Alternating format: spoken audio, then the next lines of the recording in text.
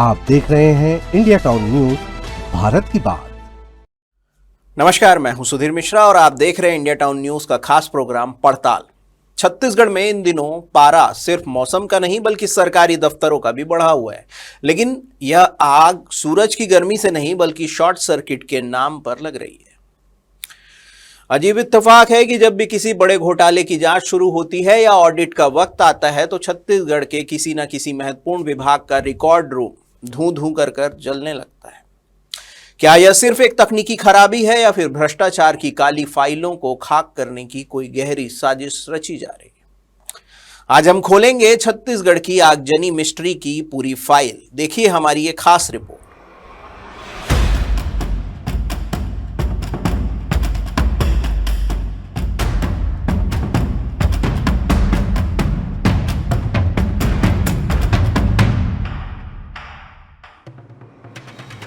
छत्तीसगढ़ में हाल ही के महीनों में, विशेषकर वर्ष 2026 की शुरुआत में सरकारी दफ्तरों में आगजनी की घटनाओं में अचानक वृद्धि देखी गई। यह स्थिति न केवल प्रशासनिक सुरक्षा पर सवाल खड़े करती है बल्कि इसके पीछे किसी गहरी साजिश या फिर फाइल नष्ट करने के प्रयासों की आशंका को भी जन्म देती है। यदि साल 2025 और 26 की आगजनी का खौफनाक टाइमलाइन पर अगर हम नजर डालें तो आंकड़े हैरान करने वाले हैं। सबसे पहले बात करते हैं भैरमगढ़ सामान्य वन परिक्षेत्र कार्यालय की, जहां पर अगस्त 2025 की घटना है। डेट था 9 अगस्त 2025 को बीजापुर जिले के भैरमगढ़ स्थित वन विभाग के कार्यालय में भीषण आग लगी। नुकसान, इस घटना में कार्यालय में रखे हुए अनेक महत्वपूर्ण दस्तावेज और रिकॉर्ड जलकर राख हो गए। आधिकारिक कारण की बात करें तो विभाग ने इसे शॉर्ट सर्किट बताया था, लेकिन जिस तरह से रक्षाबंधन की छुट्टियों के दौरान यह आग लगी उसने कई सवाल खड़े कर दिए। इसके ठीक बाद नगर निगम और स्थानीय निकाय कार्यालयों में आगजनी की घटनाएं।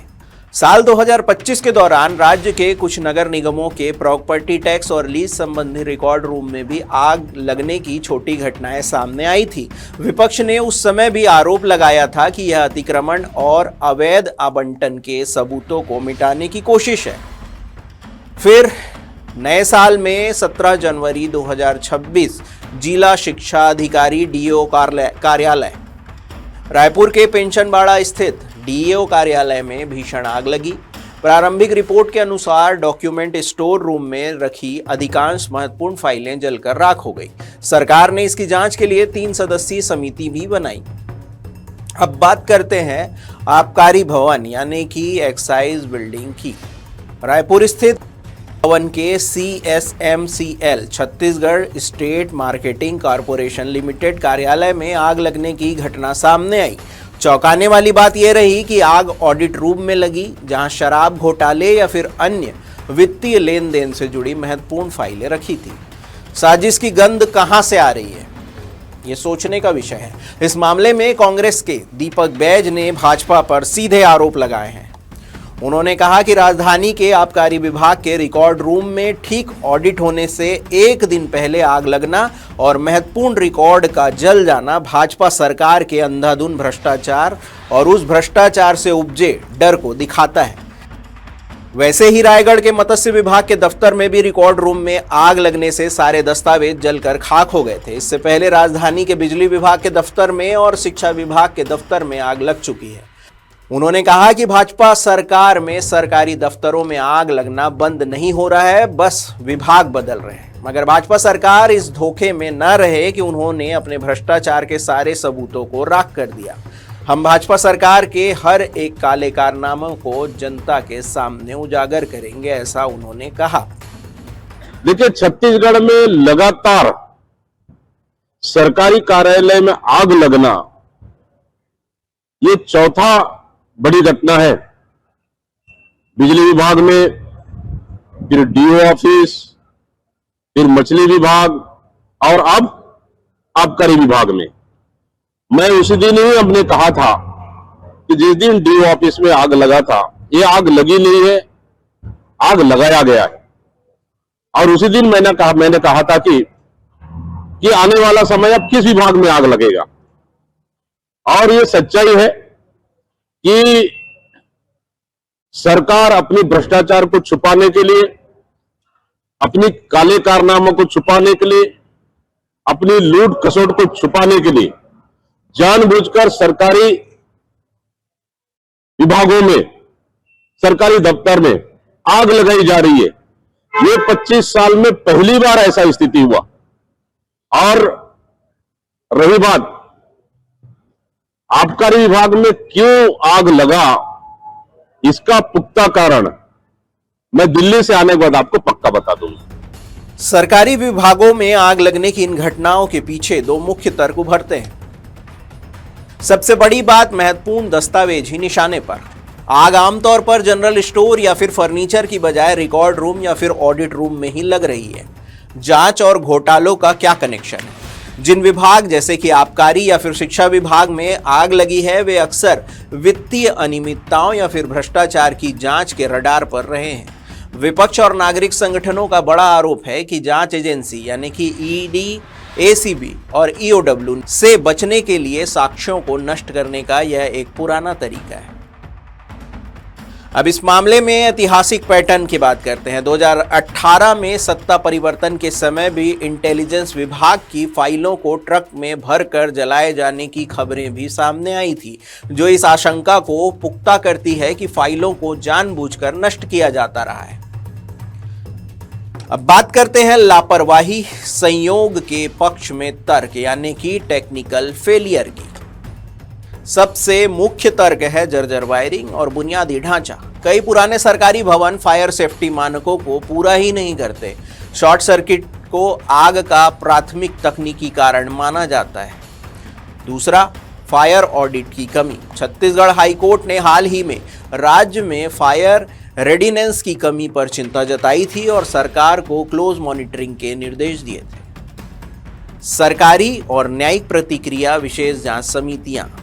यहाँ पे बात हो रही है, सरकार ने हालिया अग्निकांडों की जांच के लिए समितियां गठित की थी, जो 5 से 7 दिनों में रिपोर्ट सौंपने के लिए निर्देश के साथ काम कर रही है। आगजनी की घटनाओं को देखते हुए आधुनिकीकरण बजट का भी प्रावधान यहां पर लागू किया गया था। केंद्र और राज्य सरकार ने छत्तीसगढ़ में अग्निशमन सेवाओं के विस्तार के लिए 147 करोड़ रुपए से अधिक का फंड स्वीकृत किया है, ताकि बुनियादी ढांचों को सुधारा जा सके और इस तरह की घटनाओं से बचा जा सके। अब हम इस पूरी रिपोर्ट का विश्लेषण करें तो 3 ऐसे बिंदु निकलकर सामने आते हैं जो इसे हादसा मानने से रोकते हैं। कौन से हैं वो 3 बिंदु, चलिए समझते हैं। सबसे पहले बात करते हैं बिंदु नंबर 1 की, टारगेटेड आग। आग कभी भी दफ्तर के रिसेप्शन या फिर कैंटीन में नहीं लगती, यह हमेशा रिकॉर्ड रूम या ऑडिट रूम में ही क्यों लगती है? रायपुर डीईओ कार्यालय और आबकारी भवन की आग इसका सबसे बड़ा सबूत है। जहां जांच की आंच पहुंचने वाली होती है, वहां सबसे पहले आग पहुंच जाती है। अब बात करते हैं बिंदु नंबर 2, समय का चुनाव या फिर परफेक्ट टाइमिंग। ज्यादातर आगजनी की घटनाएं शनिवार या रविवार या देर रात को होती है। आखिर शॉर्ट सर्किट को छुट्टी के दिनों से इतना प्यार क्यों है? जब दफ्तर में कोई नहीं होता तब सबूतों को मिटाना सबसे आसान होता है। अब बात करते हैं बिंदु नंबर 3, शॉर्ट सर्किट एक रेडीमेड बहाना।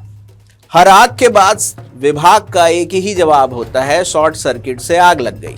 लेकिन क्या 2026 के हाईटेक दौर में भी हमारी सरकारी दफ्तरों की वायरिंग इतनी जर्जर हो चुकी है कि वे एक स्पार्क भी नहीं झेल सकते? अब बात करते हैं एविडेंस और सबूतों की पड़ताल। सूत्रों से मिली जानकारी के अनुसार रायपुर डीईओ कार्यालय की आग में उन फाइलों को नुकसान पहुंचा है जो शिक्षक भर्ती और फंड आवंटन की जांच के घेरे में थी। वहीं आबकारी भवन की आग उस वक्त लगी जब ऑडिट टीमें शराब घोटाले के दस्तावेजों का मिलान करने वाली थी।